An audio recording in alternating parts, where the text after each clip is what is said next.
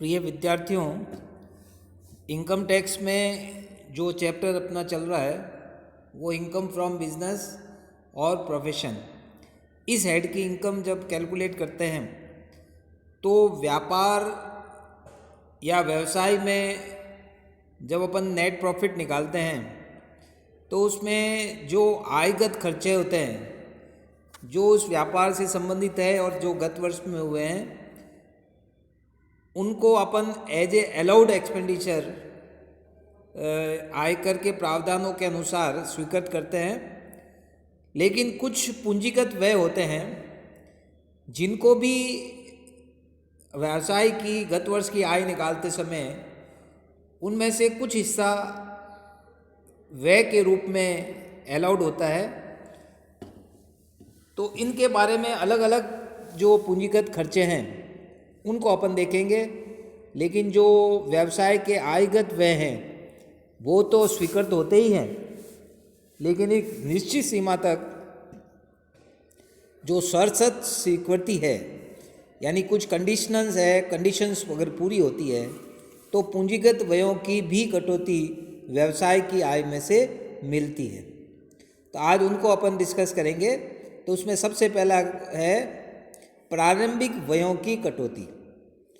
प्रारंभिक व्यय की कटौती की शर्त क्या है कि 31 मार्च 1991 के पश्चात हुए हों। ऐसे व्यय परियोजना लागत के 5% तक सीमित होंगे। जो कॉस्ट ऑफ प्रोजेक्ट है उसके 5% तक सीमित होंगे। अब कितना अलाउड करेंगे गत वर्ष में? गत वर्ष में किए गए व्ययों को तो अपन पूरा अस्वीकृत कर देंगे, एक बार पूरा डिसअलाउ कर दो। तत्पश्चात इस सीमा तक व्ययों को कम करके उसके 1/5 भाग की कटौती देंगे। यानी कुल 5 किस्तों में कटौती होगी तो एक किस्त की कटौती अपन जो है गत वर्ष में दे देंगे।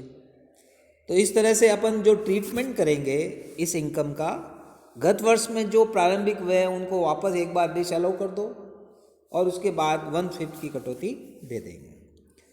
दूसरा पूंजीगत खर्चा देखिए, दूर संचार सेवाओं के लाइसेंस प्राप्त करने हेतु पूंजीगत व्यय यदि लेखे देय आधार पर रखे जाएं तो भी कटौती उस वर्ष में मिलेगी जिस वर्ष में भुगतान हो। यानी शर्त यह है कि कटौती उस गत वर्ष में मिलेगी जिस साल पेमेंट होता है। पहले पूरा व्यय स्वीकृत कर देंगे, वही तरीका है।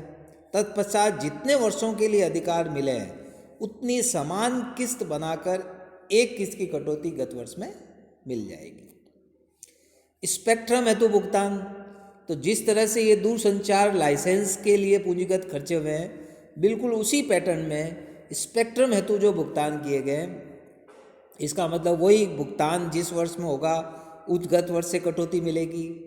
पहले आप पूरी कटौती को अस्वीकृत करेंगे, उसके बाद जितने वर्षों के लिए स्पेक्ट्रम मिला है उसको समान किस्तों में बांटकर कटौती देंगे। कुछ खनिजों के विकास के व्ययों पर जो कटौती है, भूमि खरीदने, भूमि अधिकार प्राप्त करने, खनन कार्य एवं मशीनों पर व्यय की कटौती नहीं मिलेगी। गत वर्ष में किए गए व्ययों को अस्वीकृत कर देंगे। तत्पश्चात उस सीमा तक व्ययों को कम करके उसके 1/10 भाग की कटौती देंगे। स्वैच्छिक सेवानिवृत्ति, भुगतान किसी स्वीकृत योजना के अनुसार हो तो 1/5 भाग की कटौती मिलेगी। आगे देखिए, पूंजीगत व्ययों की कटौती में वैज्ञानिक अनुसंधान के व्यय जो वास्तविक व्यय होंगे उनके आधार पर कटौती देंगे। कैसे देंगे कि स्वयं के व्यवसाय के लिए अगर आयगत व्यय हुए हैं तो सभी व्ययों की कटौती मिलेगी, क्योंकि ये रेवेन्यू एक्सपेंडिचर है। दूसरा, स्वयं के व्यवसाय के पूंजीगत खर्चे किए हैं ऐसे व्ययों की सभी कटौती मिलेगी, परंतु जमीन की लागत की कटौती नहीं मिलेगी। भविष्य में होने वाले व्यवसाय के आगत व्ययों की कटौती, ऐसे व्यय जिस वर्ष में किए जाएंगे उस वर्ष में अस्वीकृत होंगे।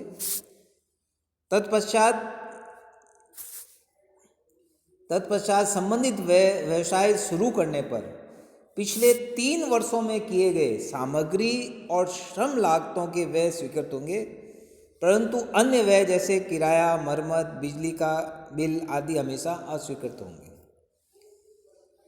चौथा पॉइंट देखिए, भविष्य में होने वाले व्यवसाय के पूंजीगत व्ययों की कटौती। ऐसे व्यय जिस वर्ष में किए जाएंगे पहले उस वर्ष में तो अस्वीकृत कर देंगे। फिर संबंधित व्यवसाय शुरू करने पर पिछले 3 वर्षों के पूंजीगत व्यय जिसमें भूमि की लागत को छोड़कर स्वीकृत होंगे। इसका मतलब ये हुआ कि जो आयगत और पूंजीगत व्यय हैं जो पिछले 3 साल में किए गए हैं उनमें से कौन कौन से व्यय स्वीकृत होंगे, कौन से अस्वीकृत होंगे।